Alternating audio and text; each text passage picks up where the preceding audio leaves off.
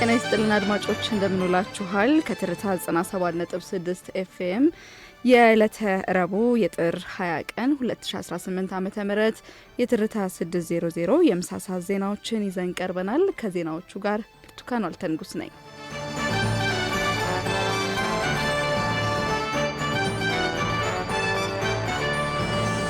በቅድሚያ የሀገር ውስጥ ዜና። ከቀረጥ ነጻ ተሽከርካሪን የማስገባት ፍቃድ እንዲሰጠው የኢትዮጵያ መስማት የተሳናቸው ብሔራዊ ማህበር ጠየቀ። መስማት የተሳናቸው ዜጎች ከቀረጥ ነጻ ተሽከርካሪዎችን ወደ ሀገር ውስጥ የሚያስገቡበት ፖሊሲ እንዲቀረጽ የኢትዮጵያ መስማት የተሳናቸው ማህበር መጠየቁን ገለጸ። የማህበሩ ስራ አስኪያጅ ገዳሙ ዲቻ ለትርታ እንደገለጹት ከሆነ በአሁኑ ወቅት ሌሎች የአካል ጉዳት ያለባቸው ወገኖች የመንጃ ፍቃድ ኖሯቸው ከቀረጥ ነጻ ተሽከርካሪ እንዲያስመጡ የሚፈቅድ አሰራር ተግባራዊ ሆኗል። ነገር ግን ይህ ነባር ፖሊሲ መስማት የተሳናቸው ዜጎችን ያካተተ አለመሆኑን ነው ያስታወቁት። ከቅርብ ጊዜ ወዲህ መስማት የተሳናቸው ዜጎች የአሽከርካሪ ብቃት ማረጋገጫ ማውጣት የሚችሉበት አሰራር በተግባር ላይ መዋሉን የጠቀሱት ስራ አስኪያጁ ቀደም ሲል ይህ መመሪያ ባለመኖሩ ምክንያት መስማት የተሳናቸው ዜጎች ከቀረጥ ነጻ አገልግሎት እንዲያገኙ ማድረጉን አስታውሷል።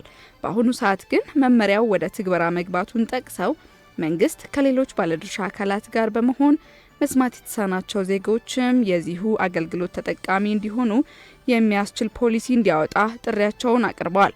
ይህ ጥያቄ ትኩረት ተሰጥቶት ምላሽ እንዲያገኝም ከመንግስት ጋር በትብብር ለመስራት ዝግጁ መሆናቸውን የኢትዮጵያ መስማት የተሳናቸው ማህበር ስራ አስኪያጅ ገዳሙ ዲቻ ለትርታ ገልጸዋል። ከ9,000 በላይ ህጻናት ከሳውዲ አረቢያ ወደ ኢትዮጵያ ተመለሱ።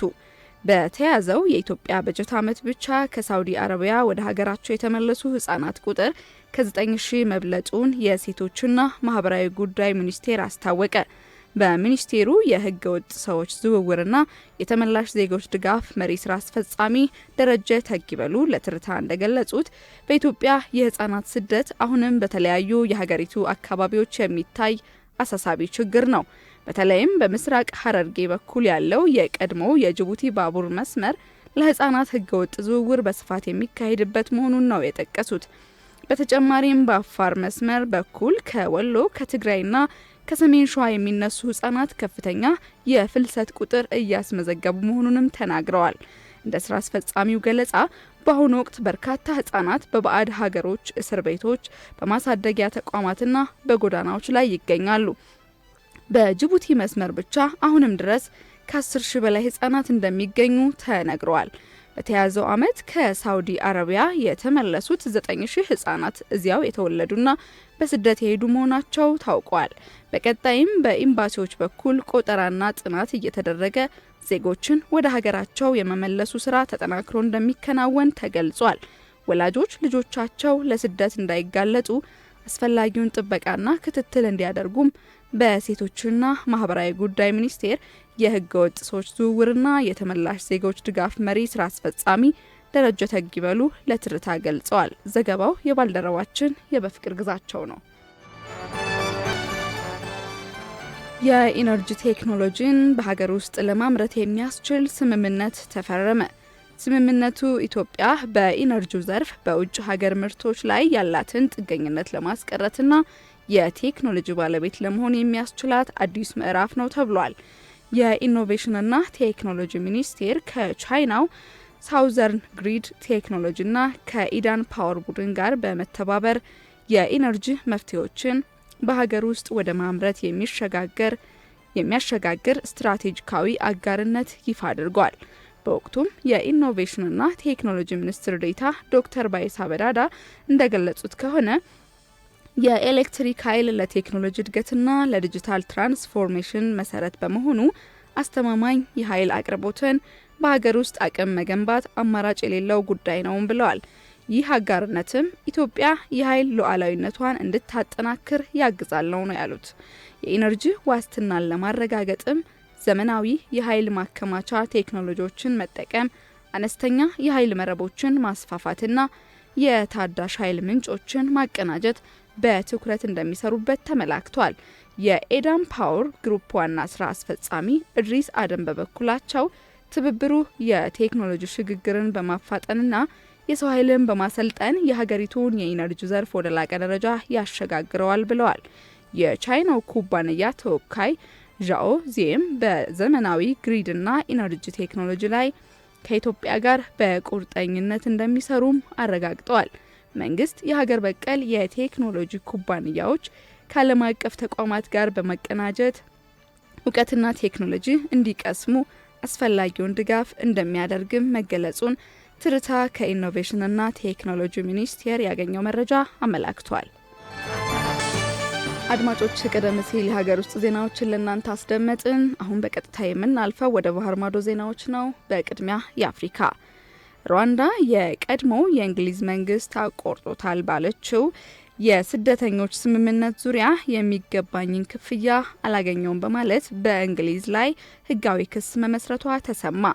የሩዋንዳ መንግስት በኔዘርላንድስ ለሚገኘው ቋሚ የግልግል ዳኝነት ፍርድ ቤት ባቀረበው ክስ እንግሊዝ ጥገኝነት ጠያቂዎችን ወደ ኪጋሊ ለመላክ የገባችውን ውል አላከበረችም ብሏል። በቀድሞ የወግ አጥባቂ ፓርቲ መንግስት ተፈርሞ የነበረው ይህ ስምምነት እንግሊዝ ስደተኞችን ለምታስተናግደው ሩዋንዳ ከፍተኛ የገንዘብ ድጋፍ እንድታደርግ የሚያስገድድ ነበር። ሆኖም እንደ አውሮፓውያን አቆጣጠር በ2024 ስልጣን የያዙት ጠቅላይ ሚኒስትር ሰር ኪር ስታርመር ስምምነቱን መሰረዛቸውን ተከትሎ የእንግሊዝ የሀገር ውስጥ ጉዳይ ሚኒስቴር ለወደፊት ሊከፍል የታቀደው 220 ሚሊዮን ፓውንድ አይከፍልም ማለቱ ይታወሳል።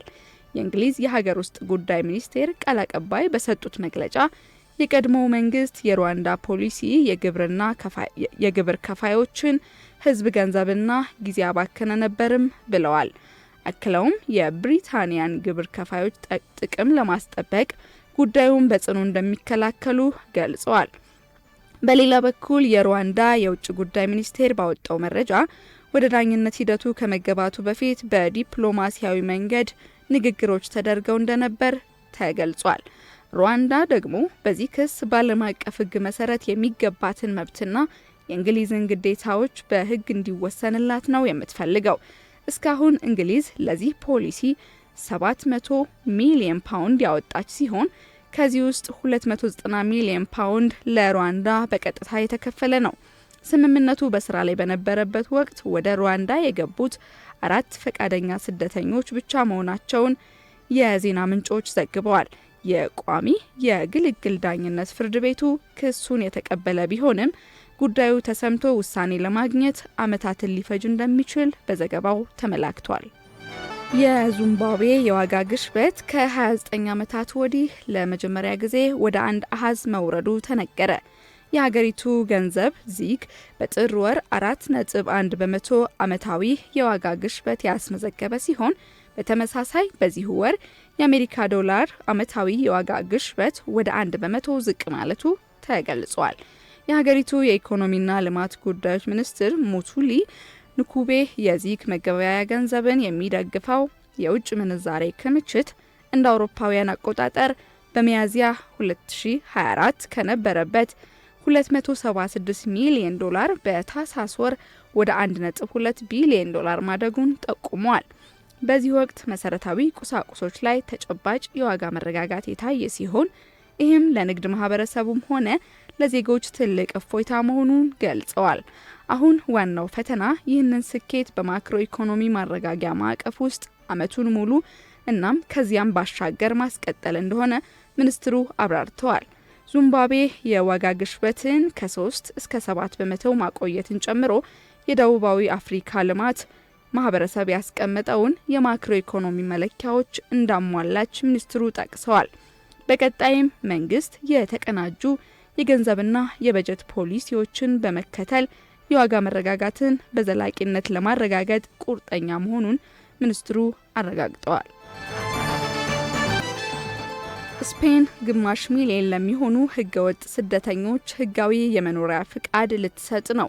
የስፔን መንግስት በሀገሪቱ እውቅና ሳይኖራቸው ለሚኖሩ ግማሽ ሚሊዮን ስደተኞች ህጋዊ የመኖሪያ ፍቃድ ለመስጠት ማቀዱን አስታውቋል።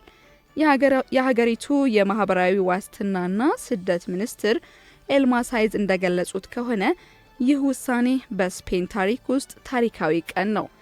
ይህ አዲሱ አሰራር በሰብአዊ መብቶች በውህደትና በኢኮኖሚ እድገት ላይ የተመሰረተ የስደት ሞዴልን የሚያጠናክር ነውም ብለዋል። ህጋዊ ፍቃድ የሚሰጣቸውም የወንጀል ሪከርድ የሌለባቸውና እስከ ታህሳስ 31 2025 ድረስ ቢያንስ ለ5 ወራት በስፔን መኖራቸውን ማረጋገጥ ለሚችሉ የውጭ ዜጎች ብቻ ነው።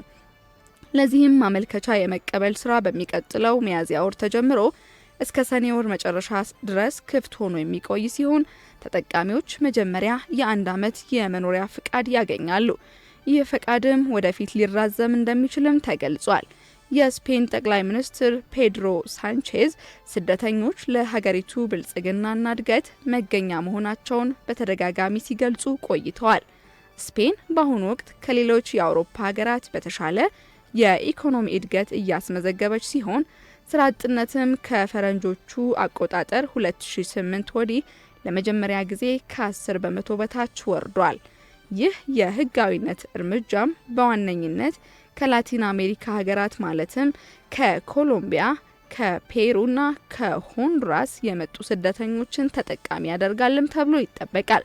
እርምጃው ባለፉት 20 ዓመታት ውስጥ በስፔን የተደረገ ትልቁ የስደተኞች ህጋዊነት ሂደት መሆኑም ተመላክቷል።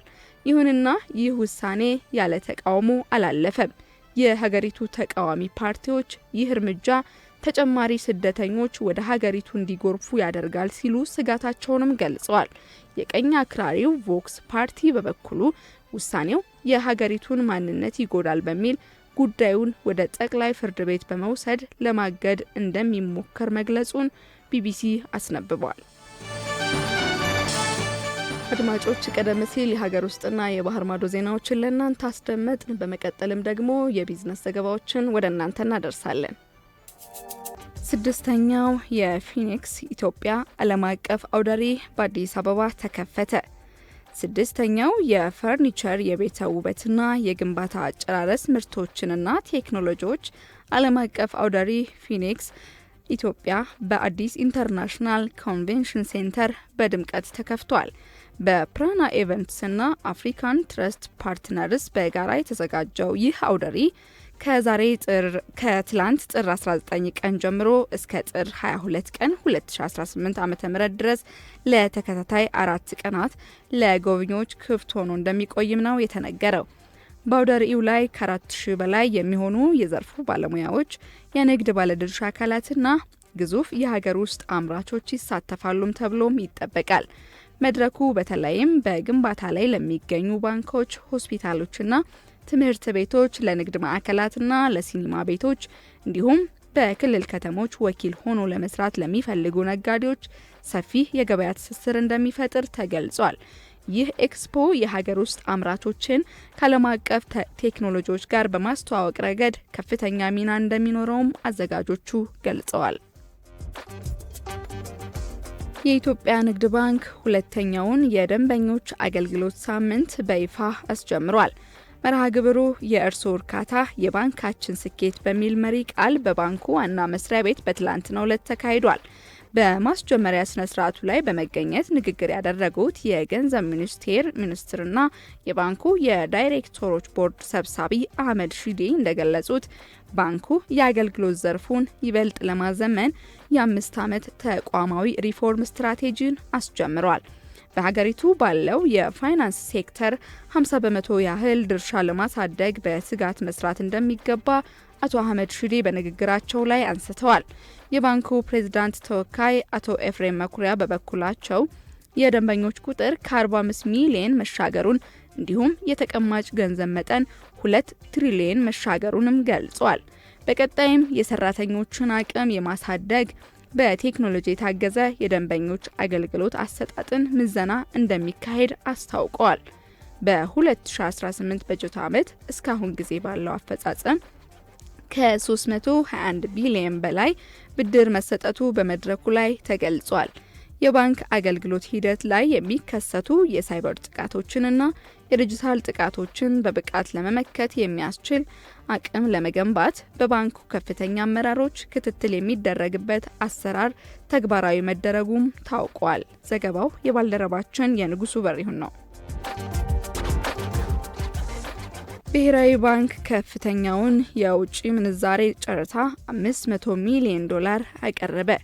የኢትዮጵያ ብሔራዊ ባንክ ገንዘብ ፖሊሲ ግቦቹን ለማሳካትና በገበያ ውስጥ ያለውን የውጭ ምንዛሬ ፍላጎት ለማርካት ማክሰኞ ዕለት ጥር 19 2018 ዓ.ም የ$500 ሚሊዮን የአሜሪካ ዶላር ልዩ የጨረታ ሽያጭ እንደሚያካሂድ አስታውቆ ነበር። ይህ በአይነቱ ከፍተኛ የሆነው የውጭ ምንዛሬ ሽያጭ ባንኩ እንደ አውሮፓውያን አቆጣጠር ከሐምሌ 2024 ጀምሮ ተግባራዊ እያደረገ ያለውን የማክሮ ኢኮኖሚ ማሻሻያ ተከትሎ የገበያ መር የውጭ ምንዛሬ ተመን ስርዓትን ለመደገፍና የጥሬ ገንዘብ ዝውውርን ለመቆጣጠር ከሚጠቀምባቸው ስልቶች አንዱ ነው። ይህ የ$500 ሚሊዮን የገበያ ጣልቃ ገብነት በግል ዘርፉ ለሚታየው የውጭ ምንዛሬ እጥረት ትልቅ እፎይታን እንደሚሰጥና የብርን የመግዛት አቅም ለማረጋጋት አስተዋጽኦ እንደሚኖረው ይጠበቃል ተብሏል። አድማጮች ቀደም ሲል ያዳመጣችኋቸው የቢዝነስ ዘገባዎች እነዚህን ይመስሉ ነበር። የተወደዳችሁ አድማጮች የዕለተ ረቡዕ የጥር 20 ቀን 2018 ዓ.ም ከትርታ 97.6 ኤፍኤም የትርታ 600 የምሳ ሰዓት ዜናዎች እነዚህን ይመስሉ ነበረ። እኛ ከወዲሁ ተሰናበት። ቀሪ የትርታ መሰናዶች እስከ እኩለ ሌሊት 6 ሰዓት ድረስ መደመጣቸውን ይቀጥላሉ። እኛ ከወዲሁ ተሰናበት።